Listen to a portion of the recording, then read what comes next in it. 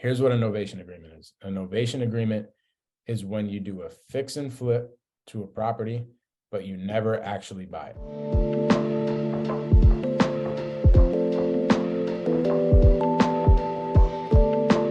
So you never actually have to go raise the private money or the hard money to buy it. You just come to an agreement with a seller for a particular number that they're looking for, and then you resell it on the back end. So I'm going to go over really quick a deal that we did for a novation so you get it, so you understand. Okay, so here is 230 Grafton Street. This was one of our novation agreements. As you see on 10/28, we sold it for $335,000. Here are the pictures. I'll show you guys what we did. We didn't do any exterior work. This is like one of our as-is type of novations. We didn't do any exterior work. See the ceiling right here? We redid the whole ceiling. We didn't paint it. We just replastered it. And then we painted the walls. We cleaned the place up as far as like having a cleaning company go there. And that's pretty much it. And we helped them move their stuff out. Other than that, we literally didn't do anything. I think for repairs, we came out to like $5 to $8 grand or something like that after like trash out fees and stuff like that. So we really didn't do too much to the house.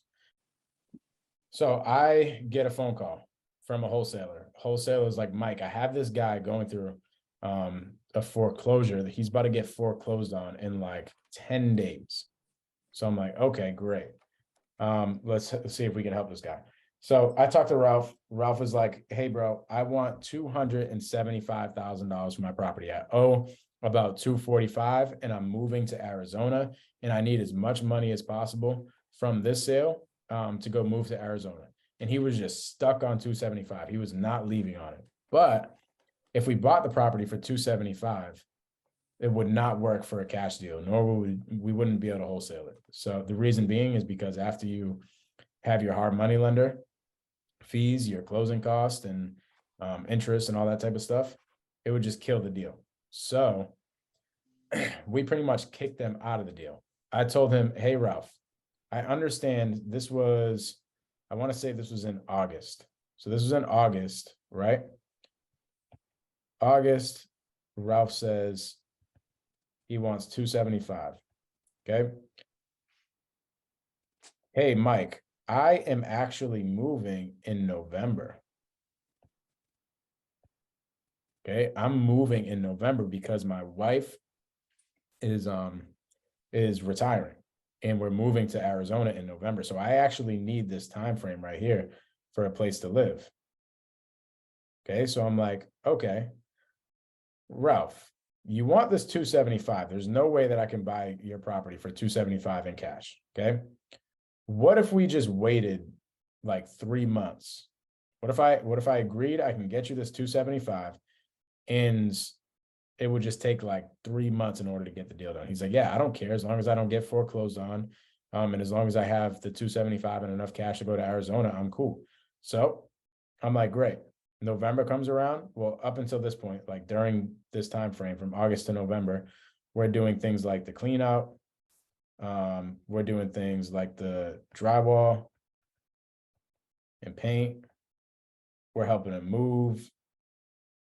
We stopped the foreclosure. I'll go over that on another Zoom of how we stopped that. We stopped the foreclosure. And we did all these things to help him sell his property at $275. Okay. We never bought the house. We just put an agreement that stated, hey, Ralph, I'm going to help you get your property up to speed in these 3 months right here. Okay. And at the end of that, I'm going to list the property.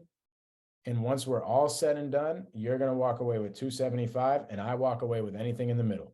Out of this $275, you don't have to pay realtor fees. You don't have to pay closing costs or anything like that. And I'll break down exactly what happened. So we list the property. We list it at like $350 or something like that. And it sells at $335. Okay. So we go under agreement with the buyer at $335. Once we have this agreement in place, we got to do the math now. Okay. Now it's our jobs to do the math because we told Ralph he's going to get his 275. So you're probably asking, well, Mike, how the hell do we get paid? When this thing sells at 335, there's another purchase and sale agreement in place between our end buyer, the family that was moving into the property, and our seller. Okay, so it says that, crap, what was the guy's name? Adrian, I think it was Adrian.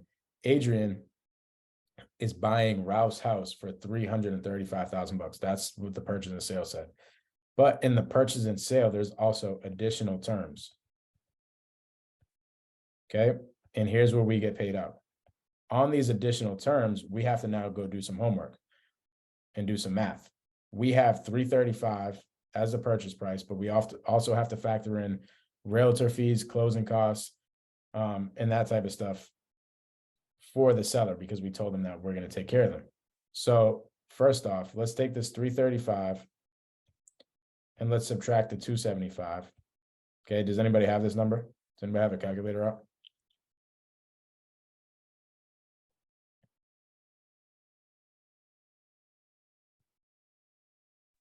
$60. So there's $60,000 left. Okay, so this is Ralph's money.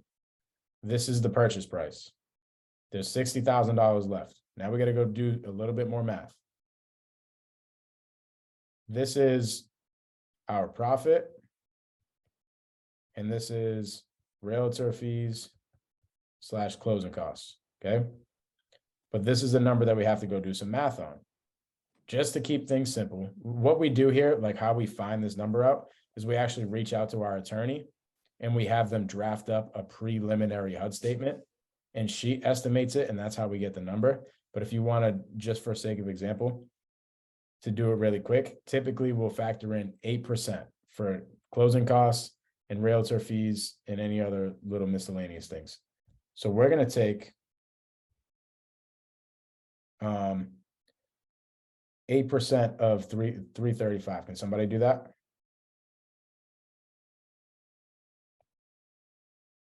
Remember, this is closing costs and realtor fees and miscellaneous of this 335. And we're at 60 at the moment. 26,800. Okay. So now we minus 26,000. What does that leave us with?